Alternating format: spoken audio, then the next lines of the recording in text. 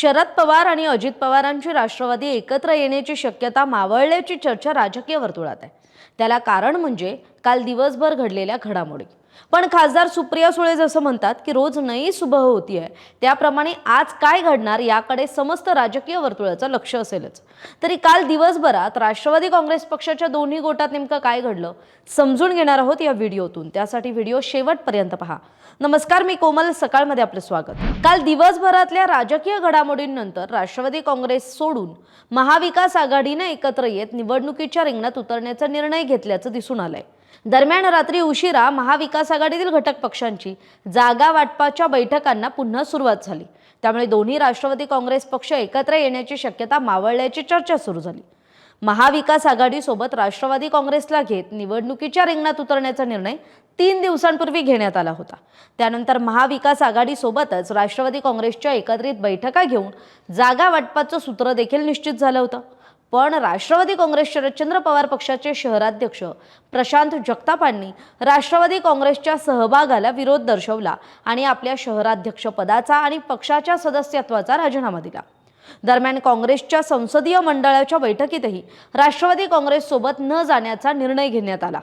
त्यामुळे महाविकास आघाडीत फूट पडल्याचं चित्र निर्माण झालं होतं। त्यामुळे दोन्ही राष्ट्रवादी काँग्रेस पक्ष हे एकत्र येऊन निवडणुकीच्या रिंगणात उतरणार अशी परिस्थिती होती। राष्ट्रवादी काँग्रेसचा तगड्या उमेदवारांशी संपर्कही झाला।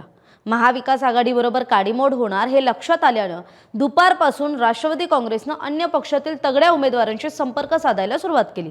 त्यामध्ये शिवसेना, राष्ट्रवादी काँग्रेस आणि राष्ट्रवादी काँग्रेस शरदचंद्र पवार पक्षातील काही नेत्यांचा सुद्धा समावेश होता।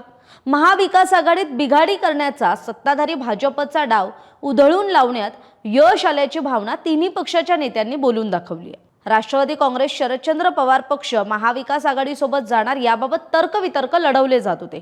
दरम्यान महापालिका निवडणुकीबाबत महाविकास आघाडीतील पक्षांची बैठक झाली आणि त्याबाबतची भूमिका लवकरच जाहीर करण्यात येईल असं तिन्ही पक्षांच्या प्रमुख नेत्यांनी सांगितलं। आणि याच पार्श्वभूमीवर काल दिवसभर राष्ट्रवादी काँग्रेससह महाविकास आघाडीच्या तीनही पक्षात राजकीय घडामोडींना वेग आला। काँग्रेसच्या निर्णयानंतर राष्ट्रवादी काँग्रेस शरदचंद्र पवार पक्षाच्या नेत्यांची सुद्धा सकाळी बैठक झाली। त्यानंतर पक्षाच्या नेत्यांनी दुपारी अजित पवारांची भेट घेतली।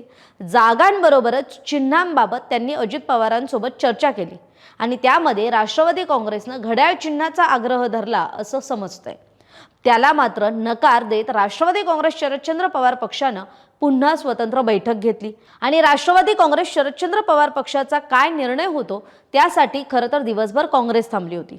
राष्ट्रवादी काँग्रेस शरदचंद्र पवार पक्षानं महाविकास आघाडीसोबतच कायम राहण्याचा निर्णय घेतल्याचं पक्षातील सूत्रांनी सांगितलं आणि या निर्णयाची माहिती पक्षाच्या नेत्यांनी काँग्रेसशी संपर्क साधून त्यांना सुद्धा दिली। रात्री उशिरा महाविकास आघाडीच्या नेत्यांनी पुन्हा एकत्र येत जागा वाटपाच्या बैठका सुरू केल्या। त्यामुळे अजित पवारांची राष्ट्रवादी काँग्रेस हा पक्ष सध्या तरी एकाकी पडल्याचं स्पष्ट आहे। पण मी सुरुवातीला जसं म्हटलं होतं की राष्ट्रवादीच्या खासदार सुप्रिया सुळेंनी जसं म्हटलं की रोज नई सुबह होतीये, त्यानुसार खरं तर काल जी चर्चा फिसकटली होती त्याला मात्र आज वेग आलेला दिसतोय।